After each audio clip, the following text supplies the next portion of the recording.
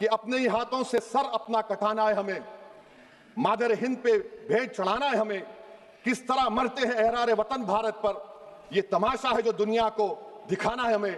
ये मैं भारत की उस बहादुर फौज के नाम पे करता हूं, मुसल्लह फौज के नाम पे करता हूं। ये शेर कहने वाला कोई बीजेपी का नहीं था, ये शेर कहने वाले का नाम शेर था, शहीद अशफाकुल्लाह। मैं फिर से हुकूमत से कह रहा हूं, पाकिस्तान टेररिज्म करेगा, आप तैयार हो जाइए। आप चीन से मोहब्बत, कितना इम्बैलेंस हुआ ट्रेड का, कितना इम्बैलेंस हो रहा है चीन से।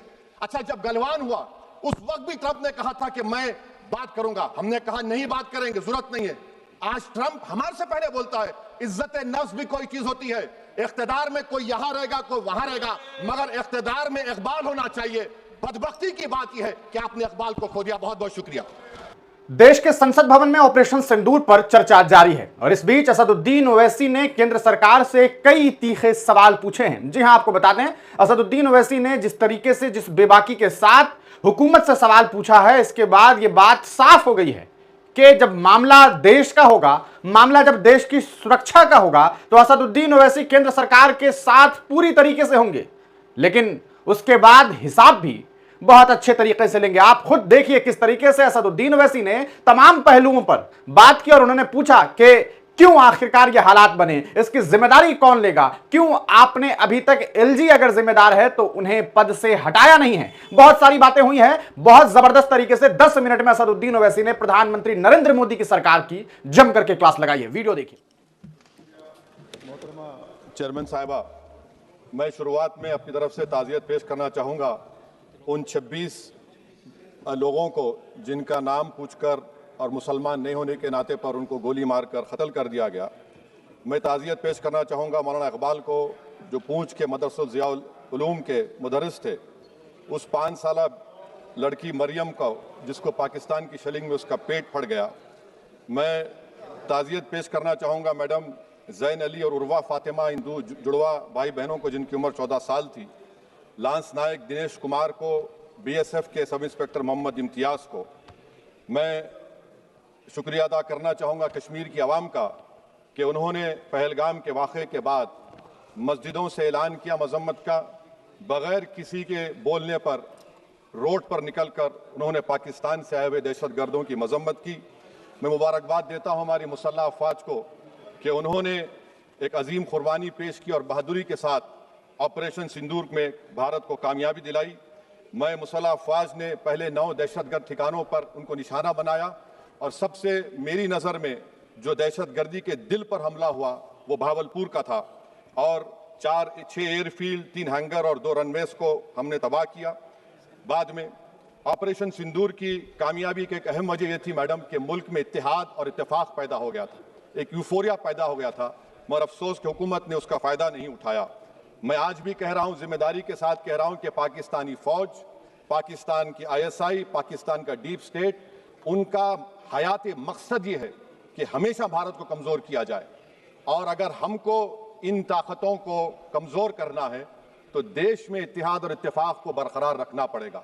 अगर हम बुलडोज़र के ज़रिए या फिर लिसानी जबर के ज़रिए या मजहबी फ़िरक़ा परस्ती के ज़रिए अक़लियतों को निशाना बनाएंगे तो हम खुदा ना खास्ता उन पड़ोसी मुल्क के दहशतगर्द तंजीमों को कहीं कामयाब ना हो जाए। मैडम, मैं आपके सामने ये भी कहना चाहूँगा कि इत्तेहाद और इत्तेफाक इस मुल्क में जब मजबूत होगा तो हमको बैनुल-अक़वामी सतह पर दिखाने की ज़रूरत नहीं पड़ेगी। मैं आपकी तरफ से हुकूमत से चंद सवालात करना चाहूँगा कि वज़ीर आज़म ने कहा कि खून और पानी एक साथ नहीं बह सकते, आतंकवाद और बातचीत एक साथ नहीं हो सकती। तो मेरा सवाल आपके ज़रिए से वज़ीर आज़म और हुकूमत से ये है, फिर जिन इंसानों को बैसारा की वादी में मारा गया था, क्या आपका ज़मीर इस बात की इजाज़त देता है कि आप ट्रेड बंद कर दिए, पाकिस्तान का एयरक्राफ्ट हमारे एयर स्पेस में नहीं आ सकता, उनकी कश्ती हमारे पानी में नहीं आ सकती, ट्रेड ख़त्म हो चुका है डायरेक्ट इनडायरेक्टेड, आपका ज़मीर जिंदा क्यों नहीं है? किस सूरत से आप पाकिस्तान से क्रिकेट मैच खेलेंगे जब हम पानी नहीं दे रहे हैं? 80% पानी पाकिस्तान का हम रोक रहे हैं, ये कहकर के पानी और खून नहीं बहेगा, आप क्रिकेट मैच खेलेंगे? मैडम, मेरा जमीर तो गवारा नहीं करता कि मैं उस मैच को देखूंगा। क्या इस हुकूमत में इतनी हिम्मत है कि उन 25 मरने वालों को फोन करके कहे कि देखो हमने ऑपरेशन सिंदूर में बदला ले लिया, अब तुम पाकिस्तान का मैच देखो? बड़ी अफसोस की बात है मैडम। मैडम, अकाउंटेबिलिटी किस पर है? पहलगाम किसने किया? 7.5 लाख हमारी फौज और सेंट्रल पैरामिलिट्री फोर्स है, ये कहां से 4 चूहे घुसकर हमारे भारत के नागरिक को मारे? अकाउंटेबिलिटी किस पर फिक्स होगी? एलजी पर फिक्स होगी तो एलजी को बरतरफ करिए, आईबी पर आती है तो एक्शन लीजिए, पुलिस पर आती है तो एक्शन लीजिए, मगर आप ये समझ रहे हैं कि ऑपरेशन कर दिया और हम खामोश लोग भूल जाएंगे। अकाउंटेबिलिटी फिक्स करना पड़ेगा। मैडम, डिटरेंस आपकी क्या है? आपने सर्जिकल स्ट्राइक किया, आपने बालाकोट किया, फिर ये पहलगाम हुआ, तो आपकी डिटरेंस की पॉलिसी नाकाम साबित हुई। कश्मीर की पॉलिसी नाकाम साबित हुई। 370 हटा दिया आपने एक रियासत को यूटी बना दिया और उसके बावजूद भी दहशतगर्द वहां पर पहुंच गए। तो और अफसोस मुझे इस बात का होता है मैडम कि पाकिस्तान को हम जानते हैं, पाकिस्तान और इजराइल इस पूरी दुनिया में एक फेल्ड स्टेट है, और पाकिस्तान के आर्मी चीफ को, जिससे हमारे स्ट्रेटेजिक रिलेशनशिप, इसको अपना दोस्त कहते हैं, उस देश का प्रेसिडेंट उस शख्स को बुलाकर खाना खिलाता है अपने साथ जिसके भाषण से हमारे लोग मारे गए थे। तो क्या आपकी खारजा पॉलिसी कामयाब हुई? आप देख लीजिए। अच्छा, हमारे देश में एक ऐसी तंजीम है जिसका वजूद नफरत की बुनियाद पर और मजहबी अज़बियत को फैलाने के लिए बनाया गया। उनको तकलीफ है सेकुलरिज्म से, सोशलिज्म से, मगर हमारे संविधान के प्रियम्बल में लफ्ज सॉवरेन है। सॉवरेन का मतलब यह है कि हम खुद मुख्तार हैं, हम हाकिम आला हैं, हम अपने मुल्क के मुकद्दर का फैसला करेंगे। एक गोरा व्हाइट हाउस में बैठकर भारत की सीज फायर का ऐलान करेगा? यह आपका नेशनलिज्म है। अफसोस होता है मुझे सर। मैडम, मैं आपसे पूछना चाह रहा हूं कि अगर एक चचा सैम ऐलान कर रहे हैं तो हमारी फौज पर क्या असर पड़ा होगा? हमारे उन पायलटों पर क्या असर पड़ेगा जो नहीं मालूम कितनी ऊपर आसमानों पर भारत की हिफाजत कर रहे हैं? वो नेवी का सिपाही जो समंदर में खड़ा हुआ है, उसको यह नहीं मालूम हो रहा है कि मेरा प्रधानमंत्री ऐलान नहीं किया, एक गोरे ने ऐलान किया। बड़ा ये आपके कैसा होगा ये? मैडम, मेरा सवाल हुकूमत से यह भी है कि हम कोई एडवर्सेरियल कंट्री नहीं है अमेरिका के लिए, हम दोस्त हैं, स्ट्रेटेजिक रिलेशनशिप है। क्या क्या एग्रीमेंट हमने साइन नहीं किया, तो क्या ये दोस्ती निभा रहे हैं? मैडम, मैं हिस्टोरिकल एग्जांपल दे रहा हूं। क्रुश्चेव और टीटो, क्रुश्चेव ने दबाव डाला, टीटो ने कहा मैं नहीं मानता, मैं नैम ज्वाइन करूंगा। मैडम, फ्रांस और यूएसए, डिगोल को जब यूएसए ने दबाव डाला तो डिगोल ने कहा कि तुम दोस्त हो मगर हमारी खारिजा पॉलिसी आजाद ना है।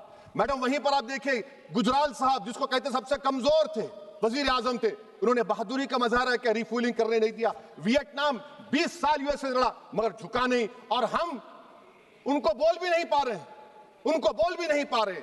हम तो कोई दुश्मन मुल्क तो नहीं है अमेरिका के, ये आपको समझने की जरूरत है। और मैडम, यहां पर वजीर खारजा ने कहा वो चीन गए, डिप्टी चीफ ऑफ स्टाफ ने कहा कि चीन के इक्विपमेंट एक लाइव लैब था हमारे उनके लिए। क्या आपने कहा चीन को कि तुमने क्यों दिया पाकिस्तान को हथियार?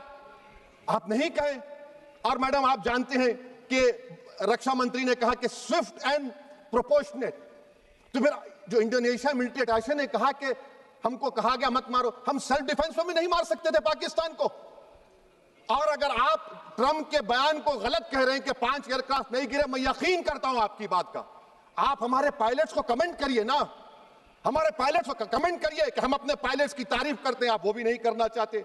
मैं हुकूमत से जानना चाहता हूं मैडम कि क्या फ्रांस ने हमको सोर्स कोड नहीं दिया जिसकी वजह से हमारे एयरक्राफ्ट को क्या नुकसान हुआ? अब मुस्तकबिल में आप हथियार खरीदेंगे तो क्या आप सोर्स कोड हासिल करेंगे? और मैडम, मैं आपको बताना चाह रहा हूं, मेरे सवाल का जवाब हुकूमत दे। हमारे पास सैंक्शन जो स्क्वाड्रन है 42 है, 60 साल के बाद सिर्फ 29 काम कर रहे हैं। पाकिस्तान के पास 25 हैं, चीन के पास 50 से ज्यादा हैं। 11 साल से आप सरकार में हैं, सबमरीन नहीं है, थर्ड एयरक्राफ्ट कैरियर कहां पर है आप बताइए। और मैडम, FATF में लाना पड़ेगा आपको। अगर आप विश्व गुरु हैं तो हम आपको चैलेंज कर रहे हैं, आप G7 के कंट्रीज को, GCC को और चचा सैम को राजी कराइए कि पाकिस्तान को, मैडम खत्म कर रहा हूं, FATF में दोबारा लाया जाए। मैडम, ऑल पार्टी मीटिंग हुई, देखिए कितना कॉन्ट्रडिक्शन है केंद्र सरकार में और स्टेट सरकार में। ऑल पार्टी मीटिंग में था, केंद्र सरकार ने कहा कि नहीं, बैसारन मिडोस पर तो कोई जा ही नहीं सकता, जून से पहले इजाजत लेना पड़ेगा। बाद में हमको मालूम हुआ कि साल भर खुला रहता मिडोस सिवाय बारिश और स्नो के। ये कॉन्ट्रडिक्शन है केंद्र सरकार में। वहां पे मैं हुकूमत से मुतालबा करता हूं मैडम आपके जरिए से कि कौमी सिक्योरिटी को, नेशनल सिक्योरिटी को, खारिजा पॉलिसी को, फॉरेन पॉलिसी को राजनीति का मुद्दा मत बनाइए।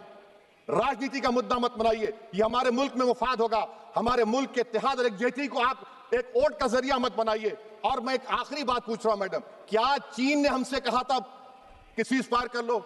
और कैसे पाकिस्तान ने हमारे पायलट्स की बातों को सुना कि हमारा कम्युनिकेशन एनक्रिप्ट नहीं है?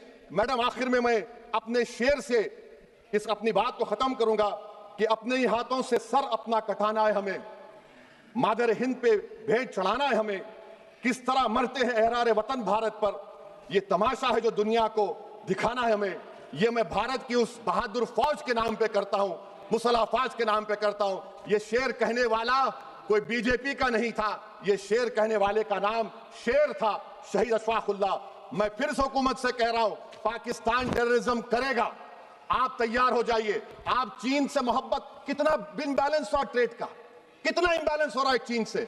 अच्छा, जब गलवान हुआ उस वक्त भी ट्रंप ने कहा था कि मैं बात करूंगा, हमने कहा नहीं बात करेंगे, जरूरत नहीं है।